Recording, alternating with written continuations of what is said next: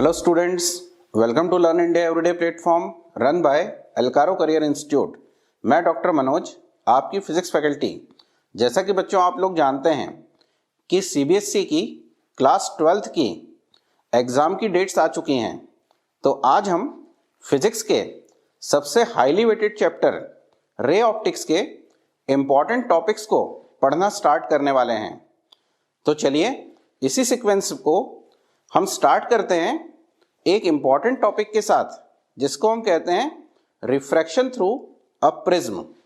तो चलिए स्टार्ट करते हैं आज के टॉपिक को। तो बच्चों, जब हम बात करते हैं प्रिज्म की, तो हम एक ऐसे ट्रांसपेरेंट वेज शेप मीडियम की बात करते हैं जिसको आप बोर्ड के ऊपर देख सकते हैं। तो एक ये वेज शेप रिफ्रैक्टिव इंडेक्स वाला यह एक ट्रांसपेरेंट मटेरियल है, और इसको अगर हम डिफाइन करें तो इस डायग्राम से हम देख सकते हैं कि इसके अंदर टोटल 5 फेसेस हैं, जिनमें से 3 फेसेस रेक्टेंगुलर हैं, जबकि 2 जो फेसेस हैं वो आप देख सकते हैं ट्रायंगुलर हैं। तो ये जो ट्रायंगुलर फेसेस होती हैं, इन फेसेस को कहा जाता है प्रिंसिपल सेक्शन। इसको हम कहेंगे प्रिंसिपल सेक्शन। और जो 3 रेक्टेंगुलर फेसेस हैं, उनमें से एक फेस को हम रफ कर देते हैं। रफ करने से इसके अंदर से लाइट पास नहीं होती, और इस फेस को हम कहते हैं इसका बेस। अब इसके अलावा जो 2 रेक्टेंगुलर फेसेस बच गई, जिनको मैं कह सकता हूं ACFD, और दूसरी फेस मेरी होगी ABED, इन दोनों फेसेस को हम कहते हैं रिफ्रैक्टिंग फेसेस। Refracting faces. अब ये जो रिफ्रैक्टिंग फेसेस हैं, ये दोनों रिफ्रैक्टिंग फेसेस जिस लाइन के ऊपर एक दूसरे के साथ इंटरसेक्ट करती हैं, आप डायग्राम में देख सकते हैं, ये लाइन है AD। इस लाइन को हम कहते हैं रिफ्रैक्टिंग एज। Refracting as. और जहां ये दोनों रिफ्रैक्टिंग फेसेस इस एज के ऊपर एक दूसरे से मिलती हैं, वहां एक एंगल फॉर्म होता है। इस एंगल को हम कहते हैं प्रिज्म एंगल। Prism angle. और ये जो प्रिज्म एंगल है, इसको हम रिप्रेजेंट करते हैं कैपिटल A से। तो यहां हमने प्रिज्म के कंस्ट्रक्शन की बात की, लेकिन जब हम इस प्रिज्म को यूज करते हैं तो हमें ध्यान रखना है कि हम हमेशा प्रिज्म को प्रिंसिपल सेक्शन के ऊपर रखते हैं, और ये जो बेस होता है प्रिज्म का, ये हमेशा हम अपनी तरफ रखते हैं। और ये जो रिफ्रैक्टिंग फेसेस हैं, इन दोनों रिफ्रैक्टिंग फेसेस में से एक फेस से लाइट एंटर करती है और दूसरे फेस से ये बाहर निकलती है। तो जब हम इस प्रिज्म के ऊपर लाइट को इंसिडेंट करते हैं तो प्रिंसिपल सेक्शन के ऊपर रखते हैं, और फिर अगर मैं इसका टॉप व्यू देखता हूं तो ये इस तरह से मुझे दिखाई देता है। अब यहाँ पे AB जो है, ये एक रिफ्रैक्टिंग फेस है जो रेक्टेंगुलर है, और दूसरी रिफ्रैक्टिंग फेस है मेरी AC। और ये जो BC है, इस BC को हम कहेंगे बेस। तो ये रफ सरफेस है, ये हम अपनी तरफ रखेंगे। अब अगर मैं एक लाइट रे को इस AB फेस के ऊपर, रिफ्रैक्टिंग फेस के ऊपर इंसिडेंट करता हूं, तो इस रे को हम कहते हैं इंसिडेंट रे। इस रे को हम कहेंगे इंसिडेंट रे। अब जैसे ही इंसिडेंट रे आपने इस इंटरफेस के ऊपर या इस सरफेस के ऊपर इंसिडेंट करी, तो हमें यह पता है कि आउटसाइड का मीडियम जो है वो है एयर, और प्रिज्म बना हुआ है ग्लास का। तो ये light ray basically rarer medium से डेंसर मीडियम की तरफ जाने वाली है। और हम जानते हैं कि जब भी लाइट रे रेयर मीडियम से डेंसर मीडियम की तरफ जाती है, तो ये टूवर्ड्स द नॉर्मल शिफ्ट होती है। तो हमें सबसे पहले इस पॉइंट के ऊपर एक नॉर्मल ड्रॉ करना पड़ेगा। तो अगर मैं एक परपेंडिकुलर लाइन इस पॉइंट के ऊपर ड्रॉ करता हूं, तो ये हमारा नॉर्मल हो गया। इस नॉर्मल को मैं नाम दे देता हूं N1। अब लाइट रे टुवर्ड्स द नॉर्मल शिफ्ट होगी, तो ये कुछ इस तरह से बेंड होके और आगे बढ़ेगी। तो जैसे ये इंसिडेंट रे है, प्रिज्म के अंदर की इस रे को हम कहते हैं रिफ्रैक्टेड रे। अगेन इस सेकेंड इंटरफेस AC के ऊपर जाके ये अगेन ग्लास से एयर में आएगी। और बच्चों हम जानते हैं कि जब लाइट रे डेंसर मीडियम से रेयर मीडियम की तरफ आती है तो अवे द नॉर्मल शिफ्ट होती है। तो हम इस लाइट को इस नॉर्मल के अवे शिफ्ट कर देते हैं। तो ये इंसिडेंट रे है। प्रिज्म के अंदर जो रे है इसको हम कहते हैं रिफ्रैक्टेड रे, रिफ्रैक्टेड रे। और लास्ट में ये जो लाइट रे बाहर निकल गई इसको हम कहते हैं इमर्जेंट रे, इमर्जेंट रे। अब आप देख सकते हैं कि बेसिकली इस प्रिज्म ने क्या किया। जिस लाइट रे को हम इंसिडेंट कर रहे थे, अगर ये प्रिज्म यहां नहीं रखा होता तो ये लाइट रे कुछ इस तरह से स्ट्रेट चली जाती। तो बेसिकली प्रिज्म ने इस लाइट रे को एक पर्टिकुलर एंगल से डेविएट कर दिया। कितने एंगल से डेविएट किया अगर हम ये निकालना चाहें तो आप यहां क्या करें, ये जो इंसिडेंट रे है इसको तो हमने आगे की तरफ बढ़ाया है, ये जो इमर्जेंट रे है इसको अगर हम पीछे की तरफ ले जाएं तो ये जो एंगल फॉर्म हुआ इस एंगल को हम यहां कहते हैं एंगल ऑफ डेविएशन। बच्चों इस एंगल को हम क्या कहेंगे, एंगल ऑफ डेविएशन। तो बेसिकली ये वो एंगल है जिस एंगल से कोई भी प्रिज्म इंसिडेंट लाइट रे को बैंड करता है, और हमेशा ये बैंडिंग टुवर्ड्स द बेस होती है। ऐसा कभी नहीं होगा कि किसी प्रिज्म के ऊपर आप लाइट रे को इंसिडेंट करेंगे और वो अवे द बेस लाइट को बैंड करे। लाइट रे हमेशा towards the base he deviate होती है, और इस एंगल को हम कहते हैं एंगल ऑफ डेविएशन।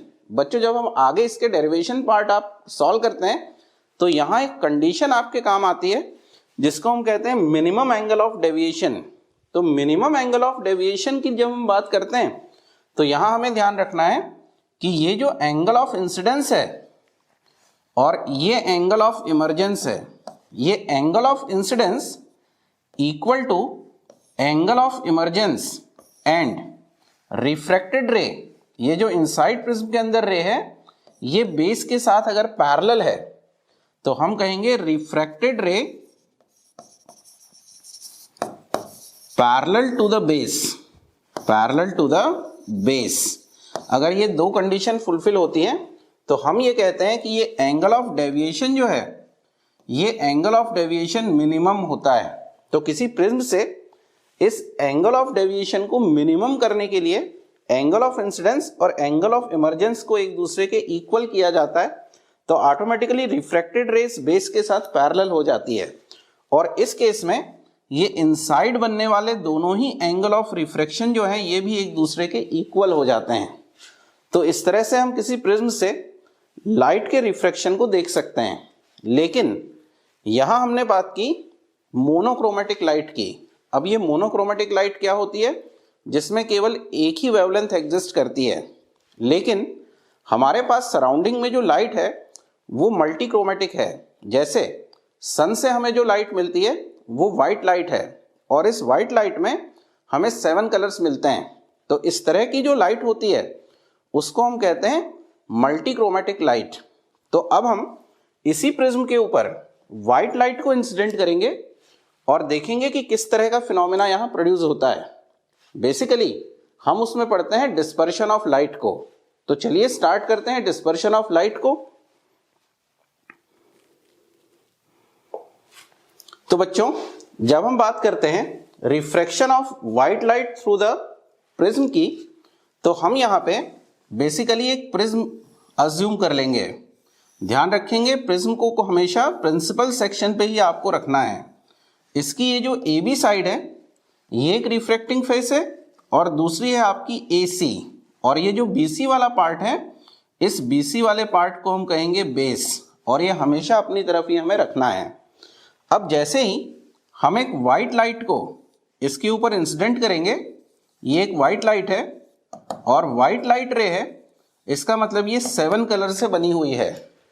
अब बेसिकली होता यह है कि जैसे ही इस वाइट लाइट को हम इस प्रिज्म की सरफेस के ऊपर इंसिडेंट करते हैं तो इसके कंपोनेंट अलग अलग एंगल से डेविएट होते हैं, और जब ये अलग अलग एंगल से डेविएट होते हैं तो ऑटोमेटिकली ये कलर सेपरेट होके दिखाई देने लगते हैं, और उसी फिनोमेना को हम कहते हैं डिस्पर्शन ऑफ लाइट। लेकिन ये डिस्पर्शन ऑफ लाइट का फिनोमेना क्यों प्रोड्यूस होता है, तो हम ये कहते हैं कि इस प्रिज्म का जो मटेरियल है इस मटेरियल का रिफ्रैक्टिव इंडेक्स फंक्शन होता है वेवलेंथ का, या मैं कहूं कि इस मटेरियल का रिफ्रैक्टिव इंडेक्स वेवलेंथ के ऊपर डिपेंड होता है और हर एक कलर की वेवलेंथ के लिए ये एक डिफरेंट रिफ्रैक्टिव इंडेक्स को शो करता है। तो मैं अगर इस रिफ्रैक्टिव इंडेक्स की डिपेंडेंसी का फॉर्मूला यहां लिखूं तो कॉशीज रिलेशन से हम इसको डिफाइन करते हैं। तो मैं यहां फॉर्मूला लिखूंगा mu equal to a plus b upon lambda plus c upon lambda square. यहां ये जो ए बी और सी हैं ये मटेरियल कांस्टेंट होते हैं जो हर एक मटेरियल के लिए आपको दिए हुए होते हैं, और ये जो लैम्डा है ये वो वेवलेंथ है जिस वेवलेंथ की लाइट को आप इस प्रिज्म के ऊपर इंसिडेंट कर रहे हैं। तो बेसिकली क्योंकि आप व्हाइट लाइट लेके चल रहे हैं तो यहाँ सबसे कम वेवलेंथ की जो लाइट होगी वो होगी वॉयलेट कलर की। बच्चों हम जानते हैं वॉयलेट कलर के लिए जो वेवलेंथ होती है वो होती है आपकी 0.4 माइक्रोमीटर, लेकिन विजिबल रेंज के अंदर सबसे बड़ी वेवलेंथ होती है रेड कलर की जिसकी वैल्यू होती है 0.75 माइक्रोमीटर। तो अब जब आप व्हाइट लाइट को इस प्रिज्म के ऊपर इंसिडेंट करते हैं तो रिफ्रैक्टिव इंडेक्स डिफरेंट होता है। हम ये देख सकते हैं वॉयलेट कलर के लिए जो वेवलेंथ है वो सबसे कम है, और अगर वॉयलेट कलर के लिए वेवलेंथ सबसे कम है तो वेवलेंथ इस कॉशी रिलेशन के अंदर इनवर्सली प्रोपोर्शनल है। तो जहां वेवलेंथ कम होगी वहां रिफ्रैक्टिव इंडेक्स जो है वो ज्यादा होगा, और अगर रिफ्रैक्टिव इंडेक्स ज्यादा है तो हम स्नेल्स लॉ से ये जानते हैं कि उस केस में हम अगर स्नेल्स लॉ को यहां एक बार लिख लें तो हम कह सकते हैं sine i upon sine r equal to mu. तो मैं यहां अगर साइन आर की बात करूं तो साइन आर इक्वल टू ये हो जाएगा आपका साइन आई अपॉन म्यू। तो अब अगर मैं आपसे ये कहूं कि जिस कलर के लिए वेवलेंथ छोटा है रिफ्रैक्टिव इंडेक्स ज्यादा है, और रिफ्रैक्टिव इंडेक्स अगर ज्यादा है इसका मतलब है कि इस आर की वैल्यू छोटी होने वाली है, और अगर आर की वैल्यू मुझे छोटी करनी है तो मुझे उस पर्टिकुलर वेवलेंथ को ज्यादा बेंड करना पड़ेगा ताकि ये जो एंगल ऑफ रिफ्रैक्शन है ये छोटा बन सके। तो वॉयलेट कलर सबसे ज्यादा बेंड होता है, जबकि रेड कलर के लिए क्योंकि वेवलेंथ जो है वो बड़ी है तो रिफ्रैक्टिव इंडेक्स की जो वैल्यू है वो छोटी होगी, और रिफ्रैक्टिव इंडेक्स छोटा होगा तो ऑटोमेटिकली आर की वैल्यू जो है वो बड़ी होगी। तो रेड कलर सबसे कम डेविएट होता है। तो बेसिकली होगा ये कि सबसे ज्यादा डेविएट होने वाला कलर होगा वॉयलेट और सबसे कम डेविएट होने वाला कलर होगा रेड, और बचे हुए जो 5 कलर्स हैं जिनको हम विबग्योर से पढ़ते हैं वो इनके बीच में लाई करेंगे। और दूसरी तरफ दोबारा से जब ये कलर्स आप देखेंगे तो ये उसी सीक्वेंस में आपको विबग्योर के फॉर्म में मिल जाते हैं। तो बेसिकली हम ये अज्यूम करके चलते हैं कि वेवलेंट डिपेंडेंट रिफ्रैक्टिव इंडेक्स जो होता है वो डिस्पर्शन का कॉज होता है। तो हमने आज के इस सेशन में प्रिज्म से लाइट किस तरह से रिफ्रैक्ट होती है, मोनोक्रोमेटिक लाइट के साथ क्या होता है और मल्टीक्रोमेटिक लाइट के साथ क्या होता है, इस बेसिक कंसेप्ट को पढ़ा। अब नेक्स्ट सेशन में हम बात करेंगे प्रिज्म इक्वेशन की। तो इसी तरह के कुछ और इंपॉर्टेंट टॉपिक को लेके हम फिर मिलेंगे, तब तक के लिए नमस्कार।